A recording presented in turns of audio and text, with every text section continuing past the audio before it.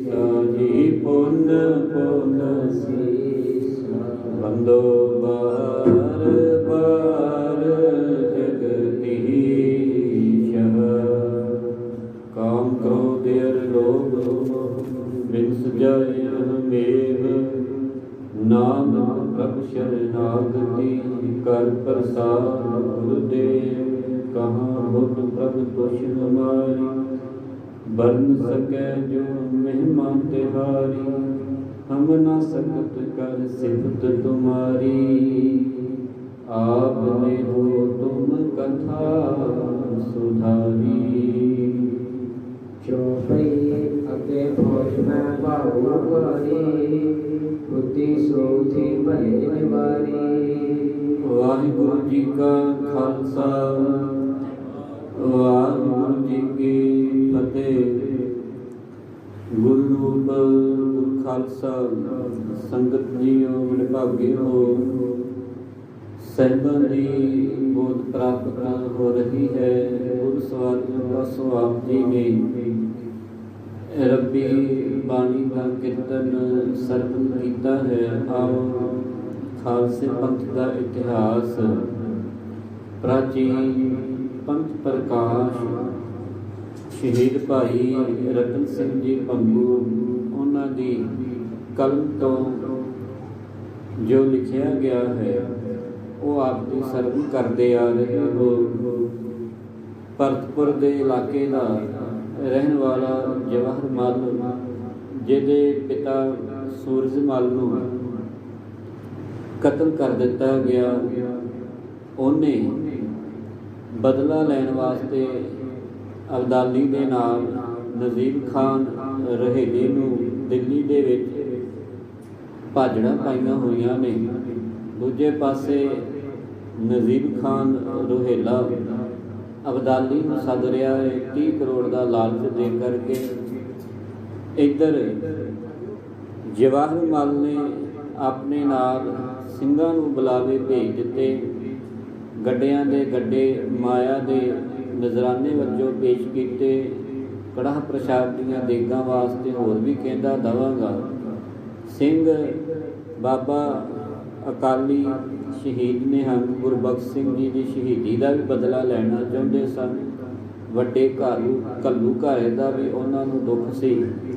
ਇਸ ਕਰਕੇ ਜਿੰਨੇ ਕਿ ਵੀ ਸਿੰਘ ਸ਼ਹੀਦ ਹੁੰਦੇ ਰਹੇ ਪਿਛਲੇ ਸਮੇਂ ਦੇ ਅੰਦਰ, ਸਿੰਘਾਂ ਨੂੰ ਇਹ ਸੀ ਕਿ ਹੁਣ ਜਿਹੜਾ ਅਬਦਾਲੀ ਸਾਡੇ ਹੱਥ ਜਿਹੜਾ ਹੈ ਉਹ ਚੰਗੀ ਤਰ੍ਹਾਂ ਲੱਗੇਗਾ। ਇਸ ਕਰਕੇ ਜਵਾਹਰ ਮੱਲ ਦੀ ਵੀ ਇਹਨਾਂ ਨੇ ਗੱਲ ਮੰਨ ਲਈ। ਉੱਧਰੋਂ ਜਿਹੜਾ ਕਾਬਲੀ ਕੁੱਤਾ ਅਬਦਾਲੀ ਹੈ, ਇਹ ਜੜਿਆਲੇ ਦੀ ਧਰਤੀ 'ਤੇ ਜਿਹੜਾ ਹੈ ਹਰ ਭਗਤ ਨਰੰਜਣੀਆਂ ਉੱਥੇ ਜਿਹੜਾ ਹੈ ਸ਼ਰਨ ਲੈ ਕੇ ਬੈਠਾ ਹੋਇਆ ਹੈ ਅਤੇ ਅੰਦਰੋਂ ਅੰਦਰ ਡਰ ਵੀ ਰਿਹਾ ਹੈ ਕਿ ਕਿਤੇ ਮੇਰੇ ਉੱਤੇ ਪੁੱਠੀ ਜਿਹੜੀ ਹੈ ਨਾ ਉਹ ਗੇਮ ਨਾ ਖੇਡੀ ਜਾ ਹੋ ਜਾਏ।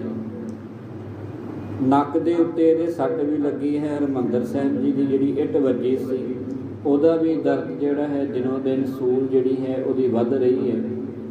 ਦੂਜੇ ਪਾਸੇ ਇਹ ਸੋਚਦਾ ਹੈ ਕਿ ਮੈਂ ਹੁਣ ਦਿੱਲੀ ਵੱਲ ਨੂੰ ਵਧਿਆ ਅਤੇ ਕਿਤੇ ਸਿੰਘ ਜਿਹੜੇ ਨੇ ਮੇਰਾ ਖਾਤਮਾ ਹੀ ਨਾ ਕਰ ਦੇਣ। ਇਸ ਤਰ੍ਹਾਂ ਮਨ ਦੇ ਵਿੱਚ ਡਰ ਲੈ ਕਰਕੇ ਇਹ ਹਜੇ ਜਿਹੜਾ ਹੈ ਜੜਿਆਲੇ ਦੀ ਧਰਤੀ ਅੰਮ੍ਰਿਤਸਰ ਸਾਹਿਬ ਜੀ ਦਾ ਜਿਹੜਾ ਇਲਾਕਾ ਹੈ ਉੱਥੇ ਹੀ ਬੈਠਾ ਹੋਇਆ ਹੈ। ਦੂਜੇ ਪਾਸੇ ਸਿੰਘਾਂ ਨੇ ਜਿਹੜਾ ਹੈ ਨਜ਼ੀਬ ਖਾਨ ਰੋਹੇਲੇ ਦਾ ਭੁੱਗਾ ਪਾਣੀ ਜਿਹੜਾ ਹੈ ਬੰਦ ਕਰ ਦਿੱਤਾ ਹੈ ਕਿਲੇ 'ਚ ਜਾਣਾ। ਅਤੇ ਦੁਨੀਆ ਆਦਰ ਹੋ ਕਰਕੇ ਉੱਥੋਂ ਦੇ ਵਾਸੀ ਦਿੱਲੀ ਨੂੰ ਛੱਡ ਕੇ ਜਿਹੜੇ ਹਨ ਹੋਰ ਕਿਤੇ ਟਿਕਾਣਿਆਂ ਨੂੰ ਜਿਹੜੇ ਨੇ ਜਾ ਰਹੇ ਨੇ। ਅੱਗੇ ਕਿਸ ਤਰ੍ਹਾਂ ਕਥਾ ਚੱਲਦੀ ਹੈ ਆਓ ਸਰਵਨ ਕਰੀਏ। ਦਿਓ ਸੀਸ ਆਖੋ ਸਤਨਾਮ ਸ੍ਰੀ, ਫਿਰ ਕਰੋ ਕਿਰਪਾ ਆਖੋ ਸਤਨਾਮ ਸ੍ਰੀ ਵਾਹਿਗੁਰੂ। ਅੱਗੇ ਫੌਜ ਮੈਂ ਭਾਉ ਵਾਰੀ। ਨਜ਼ੀਬ ਖਾਨ ਰੋਹੇਲੇ ਦੀ ਇੱਧਰੋਂ ਨਜ਼ਰਬੰਦੀ ਹੋ ਗਈ ਅਤੇ ਦੂਜੇ ਪਾਸਿਓਂ ਅਬਦਾਲੀ ਇਹ ਸੋਚਦਾ ਹੈ ਕਿ ਅੱਗੇ ਫੌਜ ਮੈਂ ਭਾਊ ਭਾਰੀ। ਜਿਹੜੇ ਮਰਹੱਟੇ ਭਾਊ ਸਨ ਉਹਨਾਂ ਦੀ ਅੱਗੇ ਜਿਹੜੀ ਇੰਨੀ ਭਾਰੀ ਫੌਜ ਸੀ ਉਹਨਾਂ ਨੂੰ ਮੈਂ ਜਿੱਤ ਲਿਆ ਸੀ ਜੀ। ਜੀ ਸੋਚੀ ਭਲੇ ਨਿਵਾਰੀ ਜਿਹੜੀ ਏਡੀ ਵੱਡੀ ਫੌਜ ਸੀ ਉਹ ਚੰਗੀ ਤਰ੍ਹਾਂ ਮੈਂ ਜਿਹੜੀ ਸੀ ਹਰਾ ਦਿੱਤੀ ਸੀ ਜੀ। ਪਰ ਹੁਣ ਤਾਂ ਜਿਹੜਾ ਮਾਮਲਾ ਉਲਟ ਪੈ ਗਿਆ। ਹੁਣ ਤੇ ਇਹ ਜਿਹੜੇ ਸਿੰਘ ਨੇ, ਇਹ ਜਿਹੜਾ ਖਾਲਸਾ ਫੌਜ ਹੈ, ਇਹ ਜਿਹੜਾ ਬੱਬਰ ਖਾਲਸਾ ਹੈ, ਜਿਹੜਾ ਦਿਨ ਰਾਤ ਜਿਹੜਾ ਹੈ ਇਹਨੂੰ ਇਹ ਅਬਦਾਲੀ ਜਿਹੜਾ ਜ਼ਹਿਰੀਲਾ ਨਾਗ ਵੀ ਕਹਿੰਦਾ ਖਾਲਸੇ ਕਿ ਜਿਹਨੂੰ ਡੰਗ ਦਵੇ ਫਿਰ ਉਹਨੂੰ ਪਾਣੀ ਨਹੀਂ ਮੰਗਣ ਦਿੰਦਾ। ਇਸ ਤਰ੍ਹਾਂ ਵੀ ਸੋਚਦਾ ਹੈ। ਆਂਦਾ ਵੀ ਹੁਣ ਤੇ ਖਾਲਸਾ ਵੀ ਜਾਲ ਜਿਹੜਾ ਹੈ ਇਸ ਜਵਾਹਰ ਮਲ ਦੇ ਨਾਲ ਜਾ ਰਲਿਆ ਹੈ ਜੀ। ਹੁਣ ਦੱਸਾਂ ਯਾਦ ਆ ਰਹੀ ਹੈ ਰਾਮ ਜੰਗਿਆਂ ਦੀ ਅਬਦਾਲੀ ਨੂੰ, ਵੱਡੇ ਘੱਲੂਘਾਰੇ ਪਿਆਰ ਨਾਲ ਆਖੋ ਸਤਨਾਮ ਸ਼੍ਰੀ ਵਾਹਿਗੁਰੂ। ਆਂਦਾ ਹੁਣ ਸਿੰਘ ਰਲ ਗਏ ਇਹਨਾਂ ਦੇ ਨਾਲ ਤੇ ਇਹਨਾਂ ਦੇ ਰਾਮ ਜੰਗੇ ਜਿਹੜੇ ਹਨ, ਰਾਮ ਜੰਗੇ ਕਹਿੰਦੇ ਬੰਦੂਕਾਂ ਨੂੰ। ਆਂਦੇ ਨੇ ਰਾਮ ਜੰਗੇ ਜਿਹੜੇ ਇਹਨਾਂ ਦੇ ਨਾ ਉਹ ਬੜੇ ਮੈਨੂੰ ਸੋਧਾ ਲਾਉਣਗੇ ਜੇ ਮੈਂ ਅੱਗੇ ਨੂੰ ਵਧਿਆ ਨਹੀਂ। ਹੁਣ ਬਾਬੇ ਚੜ੍ਹਤ ਸਿੰਘ ਦੀ ਉਹ ਕਹਾਣੀ ਵੀ ਚੇਤੇ ਆਉਂਦੀ ਹੈ। ਕਵਿਰਾਜ ਜੀ ਕਹਿੰਦੇ ਬੰਦੂਕ ਚੜ੍ਹਤ ਸਿੰਘ ਜੋ ਭਈ ਜਗਤ ਮਸ਼ਹੂਰ।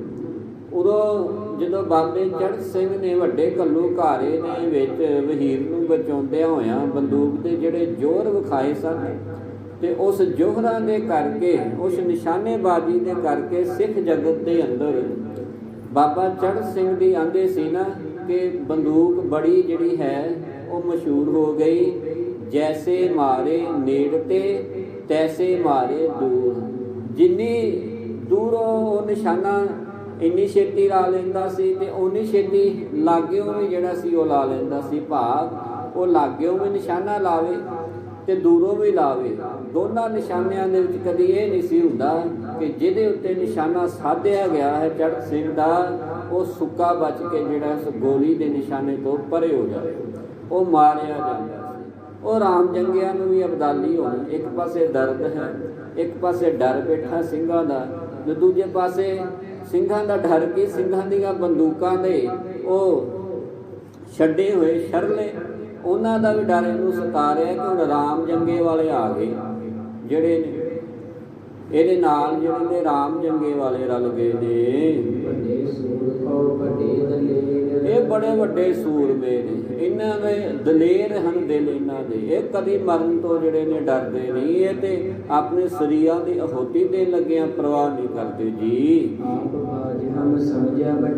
ਕਹਿੰਦਾ ਇਹ ਆਪਣੇ ਆਪ ਨੂੰ ਬਾਜ ਸਮਝਦੇ ਨੇ ਸਿੱਖ, ਤੇ ਮੈਨੂੰ ਆਪਣੀ ਹੁਣ ਜਿਹੜੀ ਨਿਸ਼ਾਨੀ ਦੇ ਰਿਹਾ ਮੈਂ ਹੈ ਕੌਣ। ਆਂਦਾ ਮੈਨੂੰ ਸਮਝਦੇ ਨੇ ਬਟੇਰਾ, ਤੇ ਬਾਜ ਜਿਹੜਾ ਬਟੇਰੇ ਦਾ ਸ਼ਿਕਾਰ ਬੜੀ ਛੇਤੀ ਕਰਦਾ। ਇਸ ਕਰਕੇ ਆਪਣੇ ਆਪ ਨੂੰ ਬਟੇਰਾ ਕਹਿ ਰਿਹਾ ਅਬਦਾਲੀ। ਕਹਿੰਦਾ ਮੈਨੂੰ ਬਟੇਰਾ ਸਮਝਦੇ ਨੇ ਤੇ ਆਪੂ ਇਹ ਬਾਜ ਹਨ ਜੀ। ਆਂਦੇ ਜੇ ਕਿਤੇ ਇਹ ਜਿਹੜੀ ਫਤਿਹ ਹੈ ਇਹ ਮੈਂ ਲੈ ਗਿਆ ਵਾਹਿਗੁਰੂ। ਉਹ ਜਿਹੜੀ ਮਰਹੱਟਿਆਂ ਦੇ ਕੋਲੋਂ ਇਹਨੇ ਫਤਿਹ ਹਾਸਲ ਕੀਤੀ ਸੀ ਨਾ, ਇਹ ਸੋਚਦਾ ਹੈ ਕਿ ਜਿਹੜੀ ਪਹਿਲਾਂ ਮੈਂ ਉਹਨਾਂ ਭਾਵਾਂ ਮਰਹੱਟਿਆਂ ਦੇ ਕੋਲੋਂ ਜਿਹੜੀ ਫਤਿਹ ਹਾਸਲ ਕੀਤੀ ਹੋਈ ਹੈ, ਤੇ ਜੇ ਕਿਤੇ ਹੁਣ ਮੈਂ ਅੱਗੇ ਵਧਿਆ ਤੇ ਕਿਤੇ ਉਹ ਵੀ ਕਲੰਕ ਜਿਹੜਾ ਮੈਨੂੰ ਨਾ ਲੱਗਦਾ ਹੋਵੇ ਕਿ ਉਹ ਫਤਿਹ ਵੀ ਜਿਹੜੀ ਸੀ ਨਾ ਉਹ ਦਿੱਲੀ ਵੀ ਮੇਰੇ ਕੋਲ ਜਾਂਦੀ ਲੱਗੇ। ਮਨ ਦੇ ਵਿੱਚ ਇਸ ਤਰ੍ਹਾਂ ਦੀਆਂ ਕੁਝ ਗੱਲਾਂ ਜਿਹੜੀਆਂ ਨੇ ਸੋਚ ਰਿਹਾ ਹੈ ਅਬਦਾਲੀ। ਮਨ ਦੇ ਵਿੱਚ ਇਹਦੇ ਜਿਹੜਾ ਹੈ ਉਹ ਕੂੜਦਾ ਹੈ ਤੇ ਹਿਰਦਾ ਇਹਦਾ ਕੰਬ ਰਿਹਾ ਹੈ ਜੀ। ਸੋਚਦਾ ਜੇ ਹੁਣ ਮੈਂ ਚੜ ਕੇ ਆਇਆ ਤੇ ਵਾਪਸ ਮੁੜ ਗਿਆ, ਮੇਰੀ ਲੁਕਾਈ ਜਿਹੜੀ ਉਧਰ ਬੈਠੀ ਕਾਬੁਲ ਕੰਧਾਰ ਦੇ ਵਿੱਚ ਉਹ ਕੀ ਕਵੇਗੀ। ਉਹ ਅਬਦਾਲੀ ਵਾਪਸ ਮੁੜ ਆਇਆ। ਬਾਦਸ਼ਾਹ ਛਾ ਤੂੰ ਜੰਗ ਹੀ ਨਹੀਂ ਕੀਤਾ ਹੈ, ਉੱਥੇ ਬਣਿਆ ਕਿ ਤੂੰ ਫਤਿਹ ਨਾ ਪਾ ਸਕਿਆ। ਉਹ ਜਿਹੜਾ ਹੈ ਜਵਾਹਰ ਮਲ ਤੇਰੇ ਕੋ ਮਾਰਿਆ ਨਹੀਂ ਗਿਆ, ਮੈਨੂੰ ਤਾਂ ਸ਼ਰਮਿੰਦਗੀ ਬੜੀ ਹੋਵੇਗੀ। ਮੇਰੇ ਲੋਕ ਜਿਹੜੇ ਨੇ ਉਹ ਮੈਨੂੰ ਨੱਕ ਡੋਬਣ ਲਈ ਪਾਣੀ ਵਿੱਚ ਮਜਬੂਰ ਕਰ ਦੇਣਗੇ। ਇਸ ਤਰ੍ਹਾਂ ਮਨ ਦੇ ਵਿੱਚ ਇਸ ਸ਼ਰਮਿੰਦਗੀ ਦੀਆਂ ਗੱਲਾਂ ਲਿਆ ਰਿਹਾ ਹੈ ਜੀ। ਤੇ ਜੇ ਹੁਣ ਮੈਂ ਅੱਗੇ ਨੂੰ ਤੁਰਦਾ, ਪਿੱਛੇ ਰਹਿਣਾ ਤੇ ਸ਼ਰਮਿੰਦਗੀ ਹੈ, ਕਿ ਸੂਰਮਾ ਮੈਦਾਨ ਚੋਂ ਭੱਜਿਆ ਆ। ਹੁਣ ਜੇ ਅੱਗੇ ਨੂੰ ਤੁਰਨਾ ਹੈ ਤੇ ਮੇਰਾ ਕਾਜ ਜਿਹੜਾ ਮੈਂ ਕਰਨ ਚੱਲਿਆ ਹੈ ਕਿ ਜਵਾਹਰ ਮਲ ਨੂੰ ਜਿਹੜਾ ਹੈ ਉਹ ਸਬਕ ਸਿਖਾਉਣਾ। 30 ਕਰੋੜ ਰੁਪਈਆ ਵੀ ਜਿਹੜਾ ਹੈ ਉਹ ਮੈਂ ਮੰਨ ਲਿਆ ਹੈ ਨਜ਼ੀਬ ਖਾਨ ਰੁਹੇਲੇ ਦੇ ਕੋਲੋਂ। ਤੇ ਜੇ ਹੁਣ ਅੱਗੇ ਤੁਰਿਆ ਤੇ ਇਹ ਵੀ ਕਾਜ ਜਿਹੜਾ ਹੈ ਨਾ ਮੈਨੂੰ ਦਿਸਦਾ ਸਿਰੇ ਨਜ਼ਰ ਨਹੀਂ ਆਉਂਦਾ, ਕਿਉਂਕਿ ਸਿੱਖ ਜਿਹੜੇ ਨੇ ਨਾ ਬੜੇ ਬਹਾਦਰ ਨੇ ਤੇ ਉਹਨਾਂ ਨੇ ਜਿਹੜਾ ਹੈ ਜਵਾਹਰ ਮਲ ਦਾ ਹੁਣ ਸਾਥ ਦੇਣਾ ਸ਼ੁਰੂ ਕੀਤਾ ਹੈ।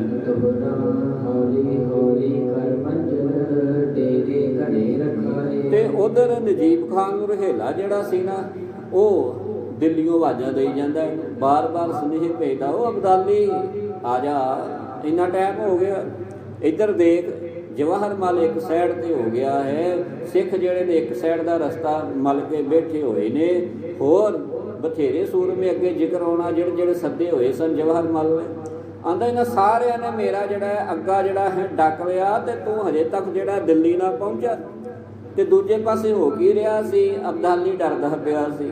ਇਹ ਹੌਲੀ ਹੌਲੀ ਤੁਰਦਾ ਹੈ ਭਾਵ ਕਿ ਜਿੰਨਾ ਕਿ ਪੈਂਡਾ ਇਹ ਇੱਕ ਦਿਨ 'ਚ ਇਹਨੂੰ ਤੈਅ ਕਰਨਾ ਚਾਹੀਦਾ ਸੀ ਨਾ, ਉਹ ਤੋਂ ਕਹਿ ਲਈਏ ਕਿ 1% ਸੋਚ ਹੋਏ ਪੈਂਡਾ ਉਹ ਤੈਅ ਕਰਦਾ ਸੀ ਤੇ ਜ਼ਿਆਦਾਤਰ ਰੁਕਿਆ ਰਹਿੰਦਾ ਸੀ।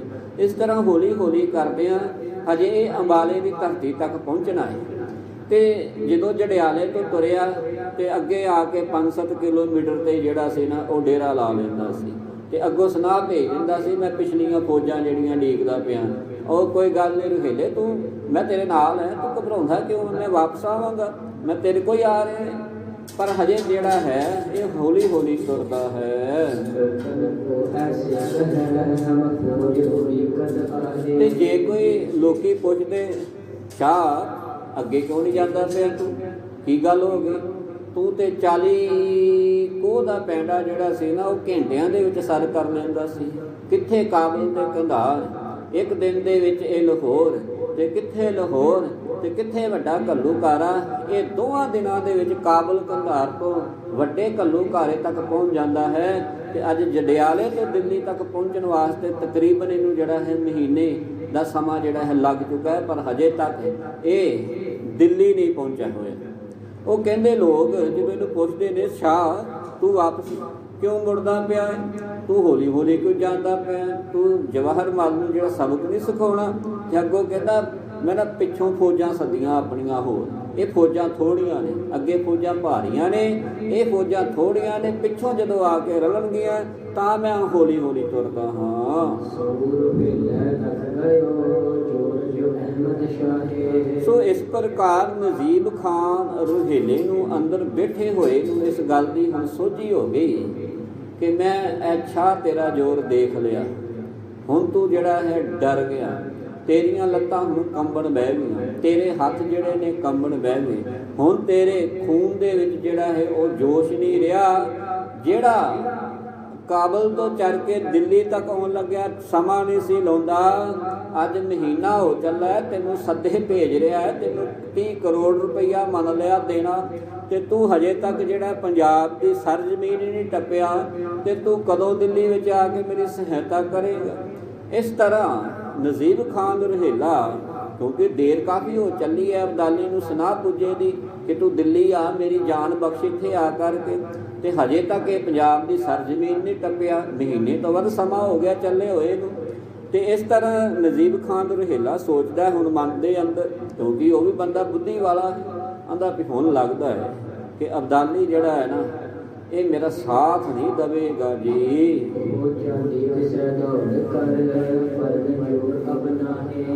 ਕਹਿਣ ਲੱਗਾ ਕਿ ਉਹ ਚਾਲ ਹੁਣੇ ਦੌੜਦਾ ਨਹੀਂ ਅਬਦਾਲੀ। ਇਹ ਨਜੀਬ ਖਾਨ ਰੁਹੇਲਾ ਆਪਣੇ ਅੰਦਰ ਦੇ ਵਿਚਾਰ ਦੱਸ ਰਿਹਾ ਹੈ ਕਿ ਜਿਹੜੀ ਚਾਲ ਇਹਨੂੰ ਦੌੜਨੀ ਚਾਹੀਦੀ ਹੈ ਨਾ, ਉਹ ਚਾਲ ਆਪਣੇ ਘੋੜਿਆਂ ਦੀ ਰਫ਼ਤਾਰ ਜਿਹੜੀ ਹੈ ਦੜਾਉਂਦਾ ਨਹੀਂ ਹੈ। ਦੂਜੇ ਪਾਸਿਓਂ ਰੁਹੇਲੇ ਸ਼ਾਹ ਨੂੰ ਅਬਦਾਲੀ ਇਸ ਤਰ੍ਹਾਂ ਸੁਨੇਹੇ ਭੇਜਦਾ ਹੈ ਜੀ, ਆਂਦੇ ਮੇਰੀ ਫੌਜ ਨੂੰ ਇੱਕ ਰੋਗ ਜਿਹੜਾ ਹੈ ਨਾ ਉਹ ਸਤਾ ਰਿਹਾ ਹੈ ਜੀ। ਆਂਦੇ ਉਹ ਨਜੀਬ ਖਾਨ ਰੁਹੇਲਿਆ, ਜਿਸ ਦਿਨ ਦੀ ਤੇਰੇ ਨਾਲ ਮੈਂ ਛਾਦੀ ਭਰੀ ਹੋਈ ਹੈ ਨਾ ਕਿ ਮੈਂ ਤੇਰੀ ਮਦਦ ਲਈ ਆਵਾਂਗਾ, ਮੈਂ ਤਾਂ ਉਦੋਂ ਦੀ ਫੌਜ ਤੋੜਤੀ ਹੈ। ਹੁਣ ਬਹਾਨਾ ਵੇਖੋ ਕੀ ਬਣਾ ਰਿਹਾ ਹੈ, ਹੋਇਆ ਕੁਝ ਨਹੀਂ ਇਹਦੀ ਫੌਜ ਨੂੰ। ਕਹਿੰਦਾ ਮੇਰੀ ਫੌਜ ਰੋਗੀ ਹੋ ਗਈ ਹੈ। ਜਿਸ ਦਿਨ ਦਾ ਮੈਂ ਇੱਥੋਂ ਤੁਰਿਆ ਪਤਾ ਨਹੀਂ ਮੇਰੀ ਫੌਜ ਦੇ ਵਿੱਚ ਕਿਹੜਾ ਰੋਗ ਆ ਵੜਿਆ ਹੈ ਜੀ। ਆਂਦੇ ਮੇਰੇ ਫੌਜੀ, ਮੇਰੇ ਸਿਪਾਹੀ ਸਿਪੇ ਸਲਾਰ ਇੰਨੇ ਮਰ ਰਹੇ ਨੇ ਇਸ ਫੌਜ ਦੇ ਵਿੱਚ ਜਿਹੜੇ ਲਿਖੇ ਹੀ ਨਹੀਂ ਜਾ ਸਕਦੇ ਕਿ ਰੋਜ਼ ਕਿੰਨੇ ਕੇ ਮਰ ਰਹੇ ਹਨ। ਤੇ ਜਿਹੜਾ ਰੋਗ ਦਾ ਜ਼ਿਕਰ ਆਇਆ ਉਹ ਰੋਗ ਸੀ ਹੈਜੇ ਦਾ। ਕਹਿੰਦਾ ਮੇਰੀ ਫੌਜ ਨੂੰ ਹੈਜਾ ਹੋ ਗਿਆ। ਉਸ ਹੈਜੇ ਦੇ ਰੋਗ ਦੇ ਨਾਲ ਰੋਜ਼ ਮੇਰੀ ਫੌਜ ਮਰ ਰਹੀ ਹੈ। ਤੇ ਜਿਸ ਦਿਨ ਹੁਣ ਇਹ ਰੋਗ ਜਿਹੜਾ ਠੀਕ ਹੋ ਜਾਵੇਗਾ ਆਪਾਂ ਤੇਰੇ ਕੋਲ ਫਟਾਫਟ ਪਹੁੰਚ ਜਾਣਾ। ਤੂੰ ਹੌਸਲਾ ਰੱਖ, ਆਪਾਂ ਤੇਰੇ ਨਾਲ ਲੈਣ ਦੇਣ ਕੀਤਾ ਹੋਇਆ ਹੈ। ਇਹ ਜਵਾਹਰ ਮਲ ਕੀ ਸਾਡੇ ਸਾਹਮਣੇ ਇਹਨੂੰ ਤਾਂ ਭਾਜੜਾ ਪਾ ਦੇਵਾਂਗੇ, ਪਰ ਤੂੰ ਥੋੜਾ ਜਿਹਾ ਹੌਸਲਾ ਰੱਖ, ਆਪਾਂ ਤੇਰੇ ਤੱਕ ਪਹੁੰਚੇ ਲੈ। ਤੇ ਫਿਰ ਵੇਖੀ ਆਪਾਂ ਇਸ ਨਾਲ ਕਿਸ ਤਰ੍ਹਾਂ ਲੜਦੇ ਹਾਂ ਜਵਾਹਰ ਮਲ ਦੇ ਨਾਲ। ਤੂੰ ਨਜ਼ੀਬ ਖਾਨ ਰਹੀਲੇ ਮੇਰੀ ਗੱਲ ਸੁਣ, ਮੈਂ ਫੌਜ ਆਪਣੇ ਘਰੋਂ ਅਬਦਾਲ ਤੋਂ ਕਾਬਲ ਕੰਧਾਰ ਵੱਲੋਂ ਹੋਰ ਮੰਗਾ ਲਈ ਹੈ। ਇਹ ਤਾਂ ਮਰਦੀ ਜਾਂਦੀ ਪਈ ਹੈ ਹੈਜੇ ਦੇ ਕਰਤੇ, ਇਸ ਕਰਕੇ ਮੈਂ ਹੋਰ ਸਿੱਪੇ ਸਲਾਰ ਮੰਗਾਏ ਨੇ, ਉਹਨਾਂ ਨੂੰ ਮੈਂ ਉਡੀਕਦਾ ਪਿਆ ਹੈ। ਉਹ ਬਸ ਮੇਰੇ ਨਾਲ ਰਲਣੇ ਵਾਲੇ ਨੇ ਤੇ ਜਦੋਂ ਰਲ ਗਏ ਆਪਾਂ ਦਿੱਲੀ ਪਹੁੰਚ ਜਾਣਾ ਹੈ ਜੀ। ਤੇ ਫਿਰ ਉਹ ਜਿਹੜੀ ਫੌਜ ਆ ਕੇ ਲੜਾਈ ਕਰੇਗੀ। ਤੇ ਤੂੰ ਇਸ ਤਰ੍ਹਾਂ ਮੰਨ ਕੇ ਚੱਲ ਕਿ ਹਜੇ 1 ਮਹੀਨਾ ਤੇਰੇ ਤੱਕ ਪਹੁੰਚਣ ਤੱਕ ਹੋਰ ਲੱਗ ਜਾਵੇਗਾ। ਲੱਥਾਂ ਕੰਮ ਦੀਆਂ ਪਈਆਂ ਸਿੱਖਾਂ ਕੋ ਡਰ ਡਰ ਕੇ ਤੇ ਬਹਾਨੇ ਕਹਿ ਜੇ ਲਾ ਰਿਹਾ ਹੈ ਮੇਰੀ ਫੌਜ ਰੋਗੀ ਹੋ ਗਈ, ਮੇਰੀ ਫੌਜ ਨੂੰ ਹੈਜਾ ਹੋ ਗਿਆ, ਮੈਂ ਪਿੱਛੋਂ ਫੌਜ ਮੰਗਾਈ ਹੈ, ਅਜੇ ਮਹੀਨਾ ਲੱਗੇਗਾ ਤੇਰੇ ਤੱਕ ਆਉਣ ਦਾ। ਆਂਦਾ ਫਿਰ ਮੇਰਾ ਤਜੰਬਲ ਦੇਖੀ ਉਸ ਸਮੇਂ, ਮੇਰਾ ਤਜਰਬਾ ਦੇਖੀ ਜਦੋਂ ਮੇਰੇ ਪਿਛਲੇ ਸਿਪੇ ਸਲਾਰ ਮੇਰੇ ਨਾਲ ਰਲ ਗਏ ਆ ਕੇ। ਆਂਦੇ ਇਸ ਤਰ੍ਹਾਂ ਅਬਦਾਲੀ ਇਹ ਤੇ ਮਨ ਦੀਆਂ ਐਵੇਂ ਅਟਕਲਾਂ ਦੀਆਂ ਦਸਾਈ ਜਾ ਰਿਹਾ ਸੀ। ਪਰ ਜਿਉਂ-ਜਿਉਂ ਇਹ ਜਿਹੜਾ ਸੀ ਨਾ ਦਿੱਲੀ ਵੱਲ ਨੂੰ ਵੱਧ ਰਿਹਾ ਸੀ ਤੇ ਆਪਣੀ ਜਾਨ ਦਾ ਖੋਫ ਵੀ ਇਹਨੂੰ ਸਤਾਈ ਜਾਂਦਾ ਸੀ। ਫਿਰ ਨਾ ਆਖੋ ਸਤਨਾਮ ਸ੍ਰੀ ਵਾਹਿਗੁਰੂ, ਫਿਰ ਕਰੋ ਕਿਰਪਾ ਆਖੋ ਸਤਨਾਮ ਸ੍ਰੀ ਵਾਹਿਗੁਰੂ। ਵੇਖ ਚੁੱਕਾ ਸੀ ਹੱਥ ਵੱਡੇ ਘੱਲੂਘਾਰੇ ਦੇ ਵਿੱਚ। ਬਾਬਾ ਆਲਾ ਸਿੰਘ ਨੂੰ ਇਹ ਲਿਖਤ ਭੇਜਦਾ ਹੈ, ਜੱਸਾ ਸਿੰਘ ਆਹਲੂਵਾਲੀਆ ਵੀ ਉਦੋਂ ਹੈ ਨਾਲ, ਕਿ ਆਪਾਂ ਬਹਿ ਕਰਕੇ ਜਿਹੜੇ ਹਨ 2 ਹੱਥ ਨਹੀਂ ਕਰਨੇ, ਸੁਲਾ ਸਫਾਈ ਕਰ ਲਈਏ। ਤੇ ਉਦੋਂ ਬਾਬਾ ਜੱਸਾ ਸਿੰਘ ਜੀ ਆਹਲੂਵਾਲੀਆ ਨੇ ਵੱਡੇ ਘੱਲੂਘਾਰੇ ਦੇ ਵਿੱਚ ਕਿਹਾ ਸੀ ਕਿ ਇਹ ਅਬਦਾਲੀ ਜਿਹੜੀ ਹੁਣ तेरी और मेरी बातें होंगी वो जंग के मैदान में होंगी, वहाँ जो शस्त्र चलेंगी वो बातें होंगी। आंदा ਜਿਹੜੇ ਹੁਣ ਸ਼ਸਤਰ ਚੱਲਣਗੇ ਨਾ ਉਹੀ ਬਾਤਾਂ ਹੋਣਗੀਆਂ ਜੰਗ ਦੇ ਮੈਦਾਨ ਦੇ ਵਿੱਚ। ਜੱਸਾ ਸਿੰਘ ਆਹਲੂਵਾਲੀਆ ਕਹਿੰਦੇ ਸਨ ਅਬਦਾਲੀ ਨੂੰ, ਹੁਣ ਤੇਰੇ ਨਾਲ ਕੋਈ ਸੁਲ੍ਹਾ ਸਫਾਈ ਕਰਨ ਵਾਲੀ ਕੋਈ ਗੱਲ ਨਹੀਂ ਰਹੀ।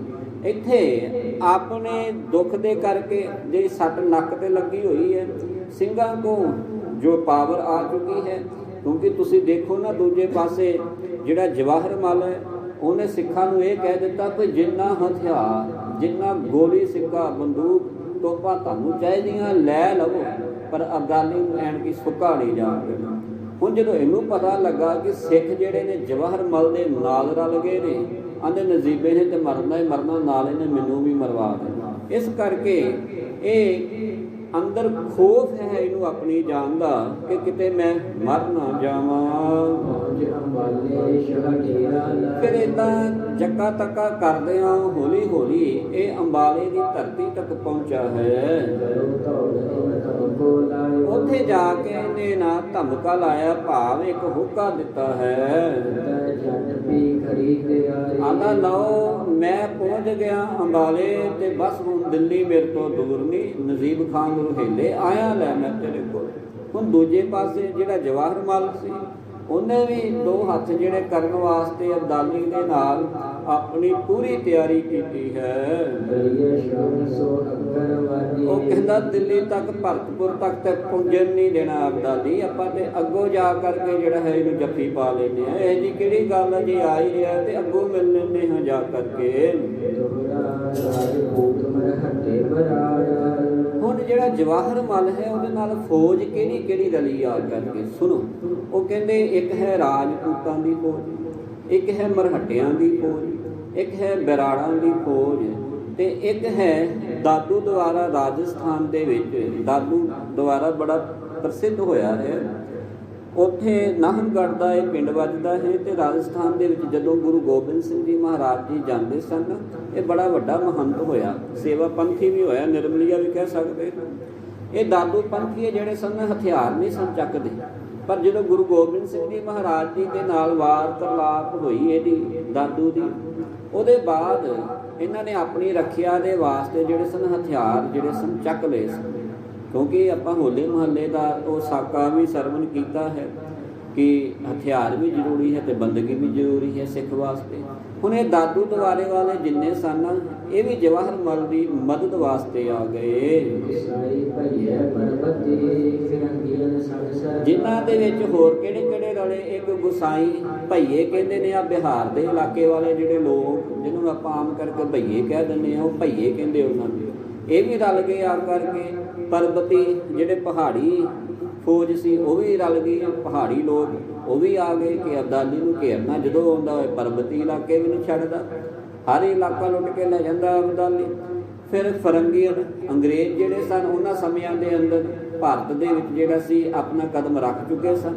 ਇਸ ਕਰਕੇ ਅੰਗਰੇਜ਼ ਫੌਜ ਵੀ ਥੋੜ੍ਹੀ ਬਹੁਤੀ ਜਿਹੜੀ ਸੀ ਨਾ ਜਵਾਹਰ ਮਲ ਨੇ ਆਪਣੇ ਨਾਲ ਜਿਹੜੀ ਸੀ ਰੱਖੀ ਹੋਈ ਸੀ ਜੀ। ਤੇ ਸਾਰਿਆਂ ਨੂੰ ਇਸ ਤਰ੍ਹਾਂ ਗੱਲ ਕਹਿ ਕੇ ਸੁਣਾਉਂਦਾ ਹੈ ਜੀ। ਆਂਦਾ ਹੁਣ ਮੈਂ ਗਿਲਜੇ ਅਬਦਾਲੀ ਦੇ ਉੱਤੇ ਚੜ ਕੇ ਧਾਵਾ ਬੋਲਾਂਗਾ। ਸਭ ਤੋਂ ਪਹਿਲਾਂ ਆਂਦਾ ਜਿਹੜੇ ਗਿਲਜੇ ਨੇ ਮੈਂ ਹਿੰਦੁਸਤਾਨ ਦੀ ਧਰਤੀ ਤੋਂ ਬਾਹਰ ਭੇਜ ਦੇਵਾਂਗਾ। ਉਹਦੇ ਬਾਅਦ ਮੈਂ ਦਿੱਲੀ ਨੂੰ ਫਤਿਹ ਕਰਾਂਗਾ ਜੀ।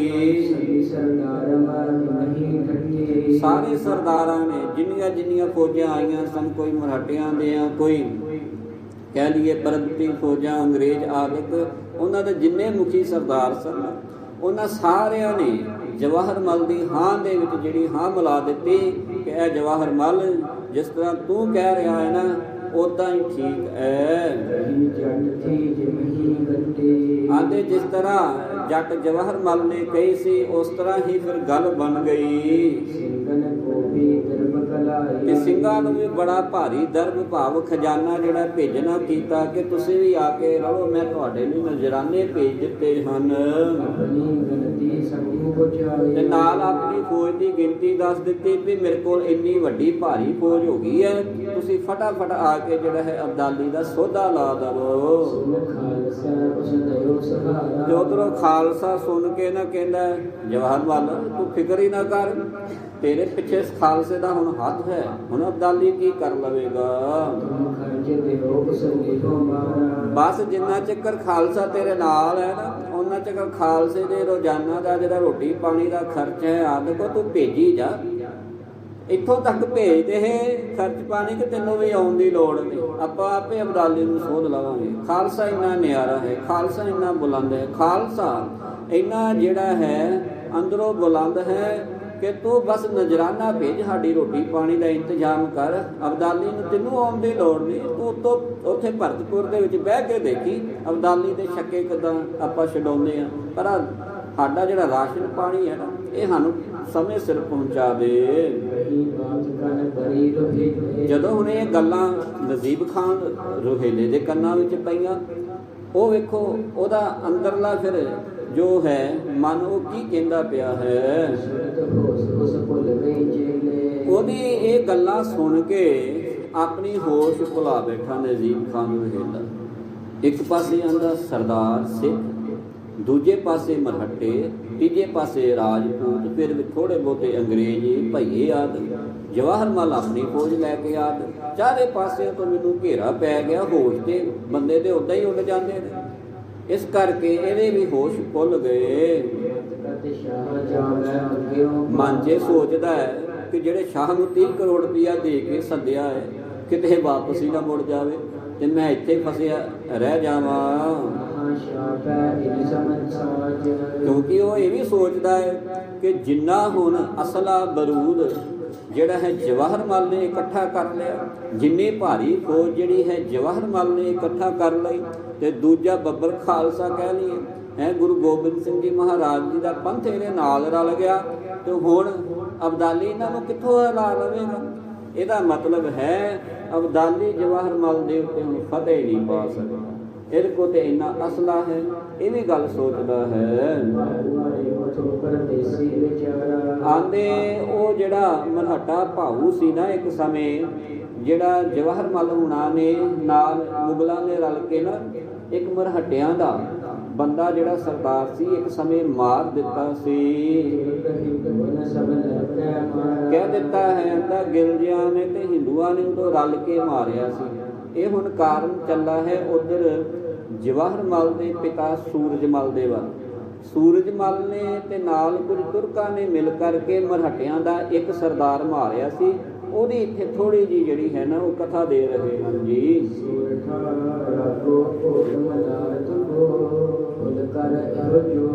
ਮਰਹੱਟਿਆਂ ਦੇ ਨਾਮ ਆਏ ਨੇ ਕੁਝ ਸਰਦਾਰਾਂ ਦੇ। ਆਂਦੇ ਰਾਘੋ ਰਾਓ, ਫੁਲਕਲ ਰਾਓ, ਮਲਾਰ ਰਾਓ ਤੇ ਇਸ ਤਰ੍ਹਾਂ ਇੱਕ ਨਾਮ ਹੋਰ ਹੈ ਇਹ ਜਊ ਰਾਓ ਆਦਿ। ਇਹ ਜਿੰਨੇ ਆਂਦੇ ਮਰਹੱਟੇ ਹਨ। ਉਦੋਂ ਤੁਰਕਾਂ ਨੇ ਤੇ ਸੂਰਜ ਮਲ ਨੇ ਰਲ ਕਰਕੇ ਇਹਨਾਂ ਮਰਹੱਟਿਆਂ ਦਾ ਕਾਫੀ ਨੁਕਸਾਨ ਕੀਤਾ, ਮਾਰੇ ਵੀ ਸਨ, ਜਿਸ ਕਰਕੇ ਇਸ ਸ਼ਾਹ ਨੂੰ ਅਬਦਾਲੀ ਨੂੰ ਉਦੋਂ ਫਤਿਹ ਵੀ ਪ੍ਰਾਪਤ ਹੋ ਗਈ ਸੀ। ਤੇ ਇਸ ਜਵਾਹਰ ਮਲ ਦੇ ਪਿਤਾ ਨੇ ਹੀ ਫਿਰ ਜਿਹੜੇ ਸਨ ਆਪਸ ਦੇ ਵਿੱਚ ਜਿਹੜੇ ਸਨ ਤੁਰਕ ਲੜਾ ਦਿੱਤੇ ਸਨ। ਤੇ ਇਸ ਕਰਕੇ ਇਹ ਜੱਟ ਹੁਣ ਜਿਹੜਾ ਹੈ ਨਾ ਜਵਾਹਰ ਮਲ ਆਪਣੇ ਪਿਤਾ ਦਾ ਬਦਲਾ ਲੈਣ ਵਾਸਤੇ ਵੀ ਤੇ ਉੱਦਾਂ ਵੀ ਜਦੋਂ ਇੱਕ ਵਾਰੀ ਬੰਦਾ ਫਤਿਹ ਹਾਸਲ ਕਰ ਜਾਵੇ ਤੇ ਖੂਨ ਜਿਹੜਾ ਦੁੱਗਣਾ ਹੋ ਜਾਂਦਾ ਕਿਸੇ ਵੀ ਕੰਮ ਦੇ ਵਿੱਚ। ਉਹ ਚੋਰ ਹੋਵੇ, ਇੱਕ ਵਾਰੀ ਚੋਰੀ ਕਰ ਆਏ, ਕਾਮਯਾਬ ਹੋ ਜਾਵੇ ਤੇ ਫਿਰ ਦੂਜੀ ਵਾਰ ਉਹਦਾ ਹੌਸਲਾ ਵੱਧ ਜਾਂਦਾ ਹੈ। ਅੱਜ ਨਹੀਂ ਕਿਸੇ ਨੇ ਫੜਿਆ, ਕੱਲ ਨੂੰ ਫਿਰ ਚੱਲਾਂਗੇ। ਪਰ ਬਾਣੀ ਕਹਿੰਦੀ ਚੋਰ ਕੀ ਹਮਾ ਭਰੇ ਨਾ ਕੋਏ, ਚੋਰ ਕੀ ਆ ਚੰਗਾ ਕਿਉਂ ਹੋਏ। ਇੱਧਰ ਜੱਟ ਦਾ ਹੌਸਲਾ ਵੱਧ ਗਿਆ, ਕਹਿੰਦਾ ਹੁਣ ਅਬਦਾਲੀ ਨੂੰ ਜਿਹੜਾ ਹੈ ਛੱਡਣਾ ਨਹੀਂ। ਜਿਹੜਾ ਜੋਰਾ ਭੋਰਾ ਪਿੰਡ ਸੀ ਨਾ ਉਹ ਵੀ ਇਹਨੇ ਜਿਹੜੇ ਸਨ ਲੁੱਟ ਪੁੱਟ ਲਏ ਸਨ। ਇਹਨੇ ਸਾਰਾ ਹੀ ਉੱਥੋਂ ਆਗਰੇ ਦਾ ਜਿੰਨਾ ਸਮਿਆਨਾ ਸੀ ਨਾ, ਆਪਣੇ ਜੋ ਵੀ ਸੋਨਾ ਜਵਾਹਰਾਤ ਸੀ ਉਹ ਜਵਾਹਰ ਮਲ ਦੇ ਪਿਤਾ ਨੇ ਰਲ ਕੇ ਜਿਹੜਾ ਸੀ ਨਾ ਉਹ ਸਾਰਾ ਆਪਣੇ ਕੋਲ ਸਾਂਭ ਲਿਆ ਸੀ। ਕਹਿੰਦਾ ਇਹ ਜਿਹੜਾ ਜੱਟ ਹੈ ਨਾ ਜਵਾਹਰ ਮਲ ਇਹ ਬੜੀ ਬੁਰੀ ਬਲਾ। ਹਰ ਨਾਖੋ ਸਤਨਾਮ ਸ੍ਰੀ ਵਾਹਿਗੁਰੂ। ਹੁਣ ਨਜੀਬ ਖਾਨ ਰੁਹੇਲਾ ਵੀ ਡਰਿਆ ਪਿਆ, ਇੱਕ ਪਾਸੇ ਅਬਦਾਲੀ ਡਰਿਆ ਪਿਆ ਸਿੰਘਾਂ ਦੀ ਤਾਕਤ ਕੋਲੋਂ, ਦੂਜੇ ਪਾਸੇ ਹੁਣ ਨਜੀਬ ਖਾਨ ਰੁਹੇਲਾ ਇਸ ਗੱਲੋਂ ਡਰਿਆ ਪਿਆ ਕਿ ਇਹਨੇ ਫੌਜ ਬੜੀ ਭਾਰੀ ਰੱਖ ਲਈ, ਇਹਨਾਂ ਭਾਊ ਮਰਹੱਟਿਆਂ ਨੂੰ ਵੀ ਸੋਧਾ ਲਾਇਆ ਸੀ ਤੇ ਹੁਣ ਲੱਗਦਾ ਹੈ ਇੱਧਰ ਅਬਦਾਲੀ ਨੇ ਆਉਣਾ ਨਹੀਂ ਤੇ ਮੇਰਾ ਜਿਹੜਾ ਹੈ ਨਾ ਇੱਥੇ ਕੀਰਤਨ ਸੋਲਾ ਪੜਿਆ ਜਾਵੇਗਾ। ਉਹ ਕਿਸ ਤਰ੍ਹਾਂ ਕਥਾ ਚੱਲ ਰਹੀ ਹੈ ਕਿ ਦਿੱਲੀ ਤੱਕ ਪਹੁੰਚਦਾ ਹੈ ਅਬਦਾਲੀ, ਕਿ ਆਪਣੇ ਨਜੀਬ ਖਾਨ ਰੁਹੇਲਾ ਬਚਦਾ ਹੈ, ਜਵਾਹਰ ਮਲ ਨੂੰ ਕੋਈ ਜਿੱਤ ਪ੍ਰਾਪਤ ਹੁੰਦੀ ਹੈ। ਸਿੰਘਾਂ ਦਾ ਹੌਸਲਾ ਕਿੱਥੋਂ ਤੱਕ ਗਿਆ, ਕਿੱਥੋਂ ਕਿੱਥੋਂ ਉਹਨਾਂ ਪ੍ਰਾਪਤੀਆਂ ਕੀਤੀਆਂ, ਉਹ ਸਾਰੀ ਕਥਾ ਆਉਣ ਵਾਲੇ ਦਿਨਾਂ 'ਚ ਆਪਾਂ ਸਰਵਣ ਕਰਾਂਗੇ ਜੀ। ਭੁੱਲਾਂ ਦੀ ਖਿਮਾ ਵਿਸਰ ਨਾਹੀਂ ਦਾ